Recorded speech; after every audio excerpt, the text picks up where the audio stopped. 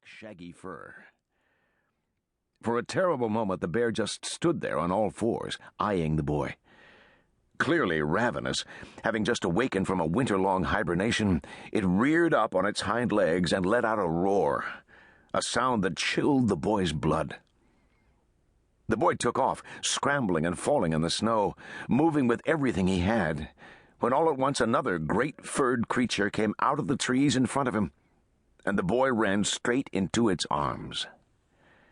He let out a scream, and behind him the roar of the bear grew louder. At any moment his head and limbs would be torn from his body, and he braced himself for the certain death he knew was upon him. But then the furred creature that held him pushed him aside.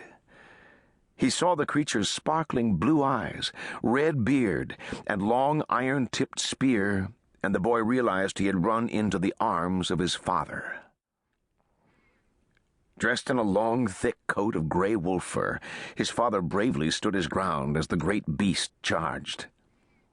And when his father reared back with his spear and gave a war cry, the bear, too, stopped running and reared up on its haunches and let out a sickening roar of its own, as if to say, "You're mine, old man." The boy cried out, fearing his father would be devoured. But then, with one sure, swift thrust, the bearded man hurled the spear through the air, and there was silence. The spear had gone straight through the bear's heart, and with one whining groan, the great beast fell over dead, and its roar was heard no more. Other men of the hunting party, all very hairy and scary-looking, with their spears and knives and other implements of destruction, now came out of the trees to attend to the bear and to congratulate Voldar the Vile, the man who had killed it. In truth, the boy knew Voldar wasn't really vile. Testy would better describe him. At times his mother called him Voldar the Vile and irascible and peevish and cranky, but never to his face. He was a broad-shouldered, bushy-bearded man, with a flinty gaze that could strike fear into the bravest of men.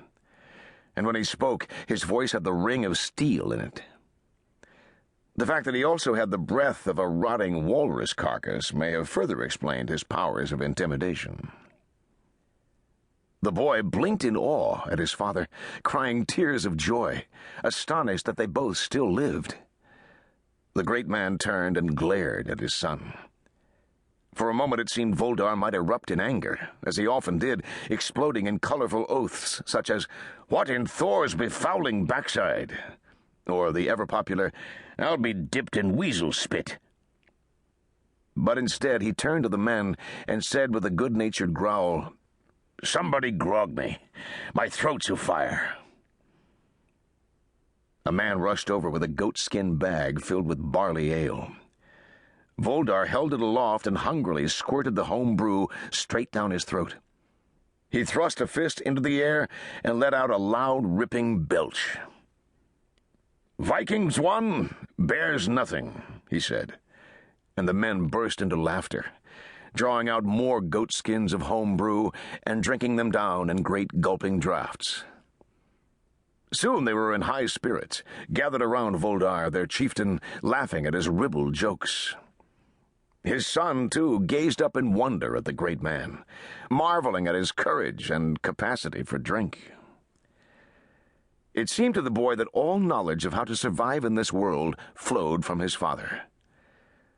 "Self-reliance," the old man often told him, "is the greatest gift a father can give to his son." So he taught the boy how to build fires and hunt with a bow and arrow, how to track game by following prints in the snow, and how being downwind from your prey would let you smell them without their scenting you. In winter, Voldar had shown him how to fish by hacking holes in iced-over lakes. And in spring, when snows were melting and the rivers were full and wide, his father had taught him how to spear and gut the silver-pink fish and smoke them over fires of oak and alder, the smoky sweet tang of the fish on his tongue of particular pleasure to the boy. By daylight and by firelight, the son had sat beside his father, taking in his stories and his blade work, whether it was the skinning of badger and fox pelt.